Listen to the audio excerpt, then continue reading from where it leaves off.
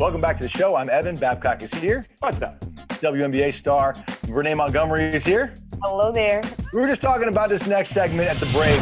This video, I mean, how did you describe it, Renee? All the feels. All the feels. NFL star Tre'Davious White. He is a defensive back with the Buffalo Bills. He is 25 years old, and he just signed a 4-year, $69 million contract extension with the team. That is life-changing money, not just for him, but for his family. And he knows it because he spoke to the media about the contract. And, you know, he wasn't talking about, you know, all the bottles of champagne he's going to pop and all that crazy stuff that sometimes rich people do when they make a lot of money.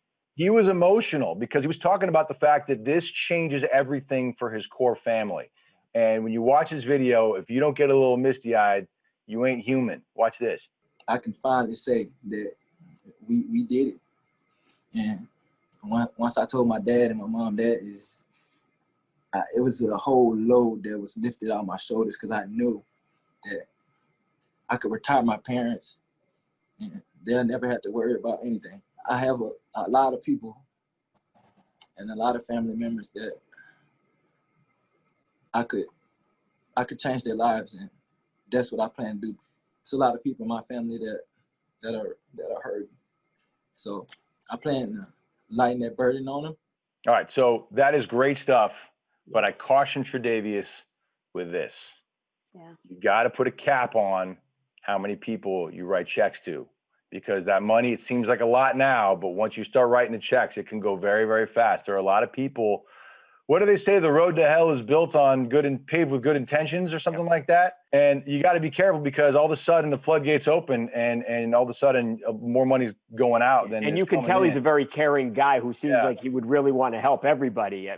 That was such a touching video, right? You don't want him to be taken advantage of, but he seems like a really bright guy, and hopefully he just helps the people who are closest to him, his mom, dad, and maybe close relatives, and doesn't help everybody. Yeah, I think the first person he needs to hire is a financial manager, and not those ones that are going to run off with his money, because as athletes, that's the first thing we think of. Like, I don't want a financial manager. They seem to take more money than they get you. But what he needs to do is set out a plan. You know, he needs to plan who does he want to help and how does he want to help them. And you can't help everybody in the first year. You know, like your first check, you can't help everyone. It needs to be a plan over time. But I mean, that was my dream as an athlete. You know, in the WNBA, we don't have those contracts that can retire parents, but I've had contracts that I bought my parents a car, I bought them different things. And that's like the ultimate dream as an athlete. So yes, that gave me all the feels when I first saw it.